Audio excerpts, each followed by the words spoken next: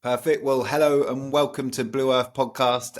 Today I am joined by Gianfranco, the founder of Kivatt. And so without further ado, I'd love it, Gianfranco, if you could just introduce yourself and tell us what is Kivatt. Yeah, hello. Very happy to be here. So I'm Jan, as you said. Kivatt is a climate tech company that creates wasteless e-commerce experiences.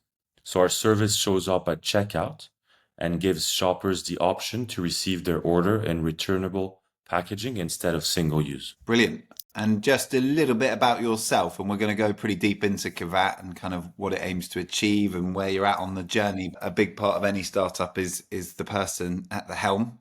So, how have you ended up landing in this position as a founder of Kivatt? What was the kind of the start of your career and your journey to this point? Yeah, well, I grew up in Switzerland studying industrial design. Originally, I'm half Swiss, half Italian, but at some point in my studies, I moved to New York to study systems design and business management. And strangely enough, even to this day, in Switzerland, we don't have Amazon, for example. So it's when I moved to New York that I really discovered and honestly abused it a bit. Next day deliveries. I think Right. the light bulb moment for Kvat was when I saw the stacks of packaging in my living room one Christmas and just thought, well, there must be something we could do about it. And so yeah, here I am 6 years later. Very cool. Well, that's a pretty multicultural upbringing. With it sounds as though you can probably speak a few different languages, and you've been to the US and Europe and the UK. Where's home now? Home's in London now. Very cool. Very cool. And then Kivat, how did that start, and kind of where are you at with that at the moment? Yeah, well, it started, I'd say the inception of Kvat was during my studies because I focused my thesis on the impact of packaging waste in e-commerce. So I basically spent my last year in New York interviewing stakeholders and trying to understand the problem before starting it in London 5 years ago.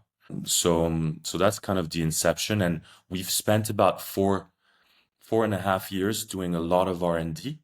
I'd say our main focus for the initial 4 years was really to crack the code, Yeah. understand how to make circularity work both financially and sustainably. Yeah. Okay. So it is. Yeah. There's no doubt that you're going after a monumental problem, and there's the more that we've spoken about it, and kind of dug into it. And I know we met a few years ago when you were at Blue Earth with Kavat, but in a slightly different form. And there's been sort of pivoting and twisting. But I guess that's because you're effectively trying to crack system change en masse in a problem that needs solving but has multiple complexities. And so I get where are you now with Kivat and the kind of core product, and what is the kind of mission ambition and the ambition of what you want to achieve? Yeah, I mean, we're in a great position, first of all, with Kvat, because I think we cracked the code, Awesome. and that's super exciting. We're in a position where after 4 years, we've just released our first product. So our product is, as I was describing before, this consumer-focused service Yeah. which we think has a lot of potential. In terms of mission at the core, KVAT is here to make circularity simple and accessible. Those are our main values, and it's our North Star since the very, very beginning. Even further from just eliminating waste, it's really, we strongly believe in the power of circularity. And we also believe strongly in quality over quantity. So the way we build our steps are much more into trying to build a business that is strong with very strong foundations and have it exist in 10, 20, 30, 50 years, hopefully. Brilliant. Um, Okay, and just to get a sort of a bit of a deep dive onto the idea of just fully understanding the business model, because I've seen a few, there's no doubt that if you look at the kind of the world that we live in, it's very, it's led by consumerism. Everyone has packages landing on their doorstep and using cardboard and plastic and so on and so forth. So the amount of packaging out there is huge. You're coming in Mm. there saying there's a better way, and we can create a circular system where we can eliminate the need for packaging. And I've seen a few people approach this in slightly different formats. You're saying you've cracked the code, so if we can just dig into a little bit of exactly how that works, just so that people, let's try and paint a bit of a picture of how it works for a business and then how it works for a consumer, just to bring Kivatt to life for anyone listening. Yeah, for sure. So in terms of consumers, I might start by saying that we've cracked the code, but there's a cost to the code, right? Yeah. To the transition, I would say. And our big dilemma for a long time was to understand who should bear that cost from the linear system we've been used to the circular system that we're trying to build with Kivatt. Ultimately, with this service, we're putting part of that cost on the consumer. Right. But it's also a choice because by putting the cost on the consumer, we're incentivizing ourselves to create a better service for circularity and sustainability that justifies that cost in a sense, if that makes sense. Sorry, what was the Yeah. initial, Well, no, I'm just interested to kind of just dig into kind how it of works? how it works. So yeah, let's keep going from a consumer standpoint. Let's just say, for argument's sake, I've gone in and bought. I want to buy a new jumper. Mm. Where would I meet Kavat on the journey? Would I even meet it on the journey, or would it be kind of blended into that company's website? Yeah, no. So basically, as a consumer, you'd go online, select your jumper, and at the moment you reach checkout, there's a small box where KVAD appears Yeah. and our service appears and is proposed to you. So you have the option to opt into the service, into what we call our wasteless experience. Yeah. If you do, you get charged at the moment £3.99 for our service in addition to your order. Yes. Whenever that happens, it triggers the whole logistics in the back end, which makes your order delivered in one of the returnable packaging we've provided that brand with. Okay. Okay. And then just to go one layer further, Yeah. I then get my jumper. I've got the packaging, and then what do I do with the packaging? So if you're happy, which we hope so, you're happy with the jumper, so you keep the jumper, Yeah. you fold the empty packaging. There's return instructions and what we call a return kit. So that's a prepaid return label with instructions. You fold it on the pack and you can drop it in any mailbox in the country, in the UK, which basically sends the empty packaging back into our system where it will be cleaned, refurbished, repaired if it needs to be restocked into that merchant, that retailer's warehouse or another one's for that instance. Okay. And then just one, I'm going to go back because I forgot to ask another question. But when I'm checking out as the consumer, I'm imagining, is that option for packaging? I assume that will come in at the point where you're kind of picking a delivery. I'm picking between a DHL next day delivery or standard 3 to 5 days from Royal Mail. Is that kind of it's in at that point? Because I'm envisaging kind of your quite standard Shopify style platform checkout. Is that am I along the right lines? Yeah, exactly. So we won't be within the delivery services. We're really clearly separated from this. Yeah. And voluntarily, our ambition is to offer that wasteless experience, complete experience. It's not today, it's about the packaging. In the future, it might be about something else. So our positioning is quite key there at checkout, over or under the delivery option and payment options. Okay. Okay. Well, I think that's pretty clear from a consumer standpoint. I guess just to kind of play devil's advocate, there's quite an ask there, isn't it, from a consumer, asking them to pay a little bit more and then they've got to do something. So is that something that you have tested, and have you seen, I'm assuming you've seen some positive signals that mean that there's a scalable solution here? Yeah, 100%. I mean, that was the biggest question mark for us. Are people willing to engage in this kind of initiative? Yeah. And we've tested this for about 18 months with a brand in the UK. And we've seen that by improving our service, we're able to increase the number of people who are engaging with it. Mm. So yeah, we've definitely seen strong engagement. And apart from this, an ability from us to increase that engagement by extending and providing a better service around wasteless experiences. And what's the reality? Is it too early to say, or have you got enough data that can kind of give you a rough indication on what percentage of the consumer would actually be interested in partaking in this? Because I guess there's no way that there's going to be every single customer is going to want to come in and choose this solution when we're a long way from that. But there is definitely a large portion that is growing. Is that something that you're seeing? Are you tracking the kind of conversion rate on the way through? I imagine this is very data led.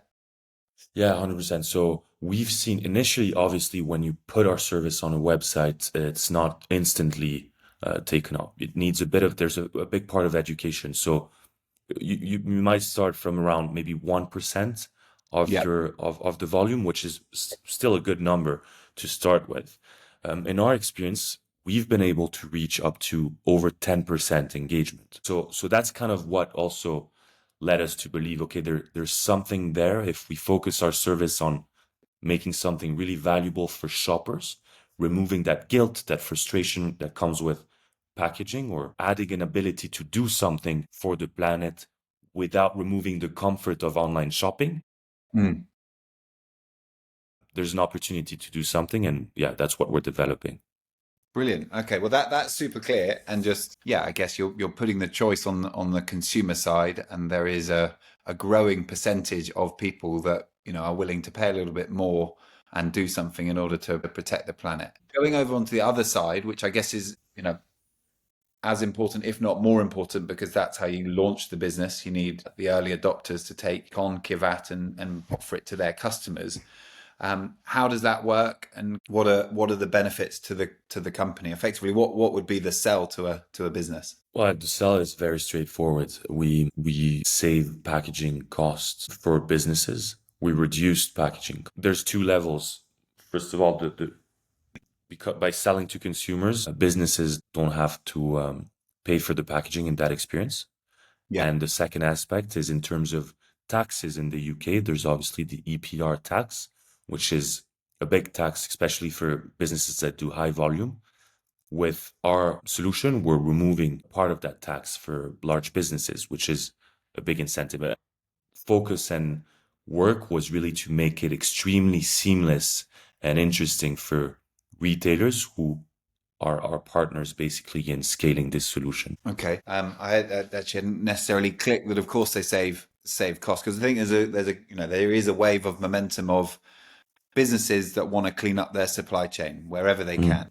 There's an expectation from the consumer that businesses that are saying they're doing good, that they are, and there's a trust element which I can see even just by offering what you're offering. Whether or not they take it, they can see that organization is doing the right thing. But then, of course, where you guys come in, they don't have to pay for the packaging, Mm. which would be single use that they're not going to get back. So in this case, that there's a cost save, and then adding on the kind of current taxes and potential more legislation in this space, then it does strike me that now is the time for you to be rolling this out. Just on setup for a business, is this something, with it being tech led, is there a simple integration? And then I guess beyond the technology, I guess there is a physical need that the warehouse, as an example, would need your circular solution. How do you onboard a business once they've committed to working with you and offering your solution?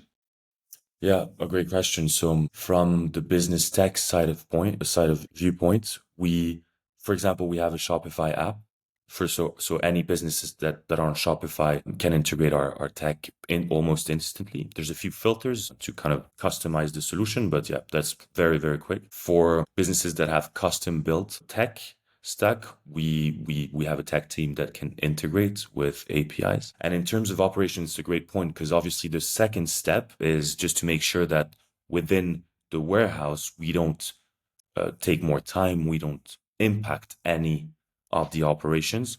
So that's actually one of the core expertise we've built over the past 4 years, making sure that the packaging we provide, usable packaging, fits within current scalable operations. The very first step, once the brand agrees to partner with us, is for us to visit their warehouse, either their own warehouse, or if they work with some 3PLs, some of which we already work with and are integrated with. We'll in any case spend some time in the warehouse understanding how it works and to make sure that there's no or as little impact as possible at this level. Fantastic. Okay, well that's much clearer. And yeah, sorry sorry for all the questions, but it's one of those ones where there's a clear role in Kivatt on both the business side that is serving the consumer and kind of Mm, what problems are you solving, what are the benefits, what are the potential challenges on logistics and so on and so forth. And then of course there's the consumer side. What is the likelihood of a consumer being willing to pay more? What are the benefits to that consumer? And it seemed, we started this conversation with you talking about trying to crack the code, and you have said that there is a code that you've cracked.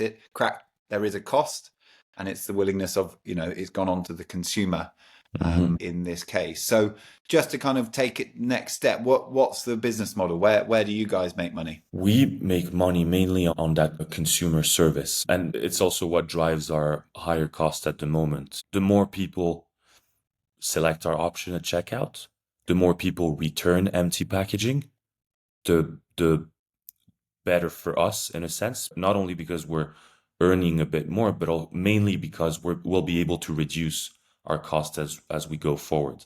And I'd say when I mentioned before that our mission is to make it simple and accessible, Mm, circularity, it comes through costs. We really have very strong ambitions to make circular returnable packaging cheaper and more accessible than single use. mm. Okay. And where are you at? So you've got this code. It makes total sense when you kind of map it out on each side. And I think there is a reality on that it isn't, and it's not a silver bullet that everyone wakes up and then all packaging is circular. It's saying we're going to start with 1%, we're going to grow it to 10%. That brings the economies of scales down, or benefits the business, and then Yeah, I guess that's where you can then start rolling it out, and market adoption becomes yeah. more possible, and you can win some bigger players. Where are you at on the journey at the moment? Are you working with a certain group of brands? You're commercial. Just give us a little bit of an understanding of kind of where you've got to.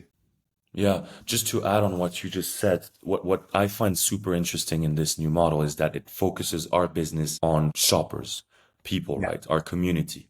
And by definition, it makes us and everything we do very focused on making that experience as seamless as possible for online shoppers, which personally I really like because ultimately to change the economy, to change the systems we're working on, it's going to go through people. And if we can help serving them better, Yeah. that's really key.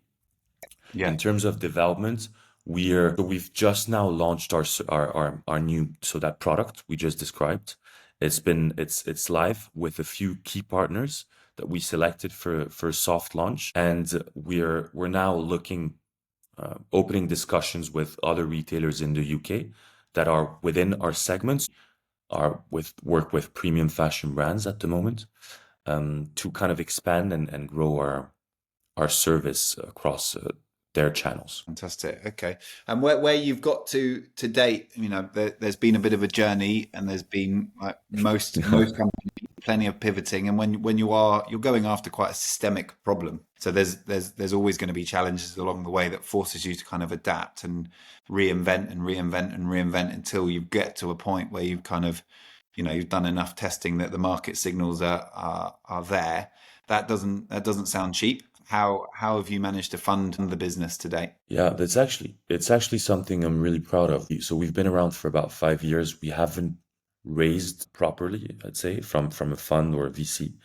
We were lucky enough to be backed by some angel investors and friends and family early on, but I think what helped us over the years was we secured some contracts with some very, very big retailers for R&D, which Right. helped us create some cash flow, maintain us afloat to test and iterate up to this point. Amazing. So you have actually, it's not just a case of you kind of sitting in a dark room trying to crack the code and sort of, test it on small numbers of consumers. I'm getting the sense you might not be able to tell us, but you've been working with some big global retailers where the volume is incredibly high. Are you able to say who that is and what that looked like? We can't really say who that is, but I'd say in terms of volume, it's some of the biggest brands that are out there. Okay. Obviously, the frustration over the years is that you're working very hard and you can't really communicate on this, but it's Mm. fine over the course of these collaborations. It's basically what also kind of showed us in a way the potential of our business and the steps we needed to take to reach that full scale and growth. So yeah, very, very good learnings. And now we're super happy to release that kind of more consumer focused product that can generate recurring and organic growth for the business. Okay, and then the ambition of this. So in my mind, there, I was sort of thinking, what are the boxes that land on my doorstep, and as much as wherever possible, I want to kind of back the independent brands and go, for direct to consumer companies that I know have got good ethics. But there is no avoiding kind of working with multi-brand retailers, your Amazons and your supermarkets and so on and so forth. But if you can get into a solution that they might that is viable, that is where you can have a huge amount of impact. What is the ambition of, or how big is the opportunity commercially if you get this right? Yeah, well, very simply, coming back to the numbers we're talking about, if we're able to capture 10% of online volumes, that's already quite a big opportunity in itself. With just that, I think we have a very sane and business. I'd say that the longer term opportunity will rely on our ability to innovate and to reach lower costs. And mostly, it's mostly focused on the operation and the circular infrastructure. But the opportunity becomes bigger as you lower the barrier and access to our solution, right? Which is mainly the cost at the moment. Yeah. And are you going across all industries, or are you focused on any industry in particular to kind of prove the model? No, we're focusing just on premium fashion at the Okay. moment, Yeah. higher value goods, soft goods for now for our launch, and potentially other types in the future. But it depends a lot on what packaging we have available in our catalog. So we source reusable packaging and propose it to brands. When we'll have other types of packaging, we'll be able to expand into other markets and industries. Okay, that's really clear. And what's the kind of what are the kind of main focuses for you at the moment? Are you working with a group of kind of brands? I guess they're fashion brands. Are you able to say who you're working with in the early stages? Yes, so actually we have some very exciting brands we partner with for launch. There's Toast Clothing, which is a great Oh UK yeah, brand. yeah, very cool. There's another one called Universal Works, with whom we have a very long story, and they're really one of our first adopters. So we really liked that brand as well. And there's also a brand called Surplus, Yeah. London-based, online as well, menswear mostly. Okay, well they're decent high growth brands that are doing the right things. Is your focus to kind of continue to work on efficiencies and process with them, or are you looking to onboard more brands? And where are you at on kind of onboarding new companies and into this? We're very open to onboard new companies. We'd love to have a few other brands. It takes a few weeks to really kind of understand how it works in operations and integrate, etc. So we're hoping to have 3 to 5 new partners on board in the next few months. And as I said before, our goal at this stage is to take it step by step, focus on building the best product for online shoppers and improving what we have. But we're very much open to growing that and scaling this. Okay, and I imagine you can't run before you can walk. I mean, there's a point of working with a certain group of brands. You're going for high end fashion, which obviously kind of reduces the size of the market for now. And then is it a kind of ambition? I don't know. The brands that we've been close to over the years are we've seen John Lewis coming to our events and Selfridges. Imagine they would be targets for the future. Is that as kind of later phase, or where is it independent brands that you're kind of looking for at the moment? So concretely, we have the ability to serve these larger businesses already today. Brilliant. Yeah. So, for us, it's about starting conversations as fast as possible. So if we have a conversation with John Lewis today or Selfridges, we're definitely keen to go ahead and help them start this circular journey as fast as possible. Okay.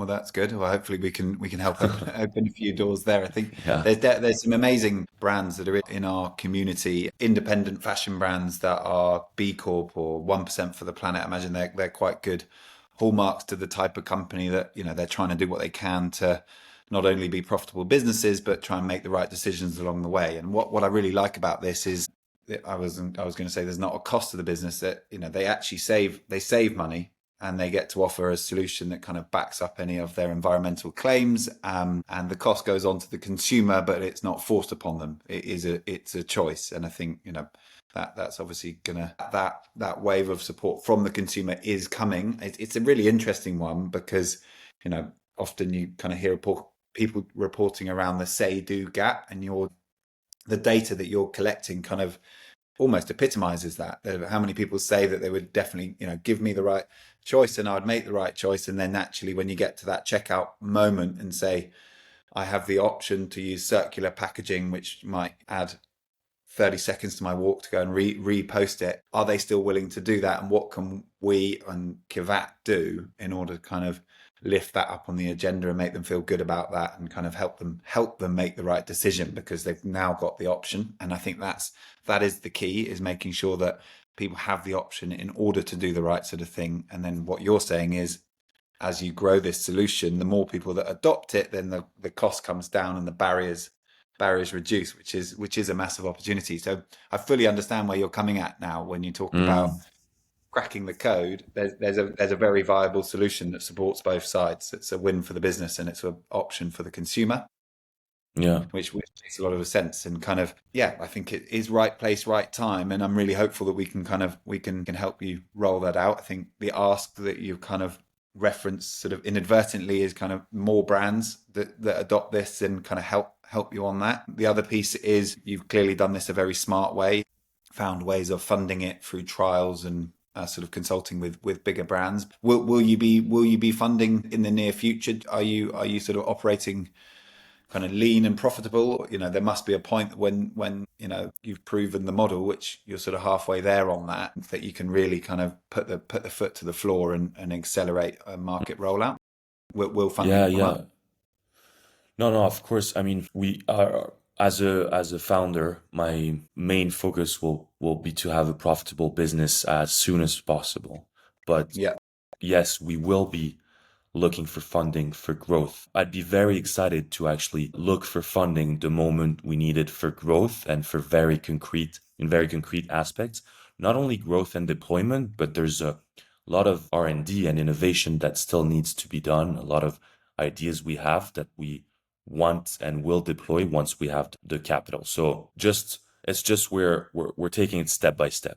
First yeah. step is to get a few brands on board, to build that community and work together. And the second step, yes, hopefully, in the next few months, the fastest the better, we'll be able to look for funding to fuel our growth and continue our mission. Yeah. Brilliant. Well, I think that's a really nice sort of place to begin wrapping things up. But just Mm. from my side, hats off on what you're building here, because you have gone at a massive problem that does need solving, and it will get solved. And I think you've remained very resilient into kind of focusing on the R&D, twisting, turning, pivoting until you've got this code that you've cracked, which we've referenced in this. And I'm sure there'll still be other twists and turns and pivots that you have to make in order to kind of roll this out. But you have a viable solution.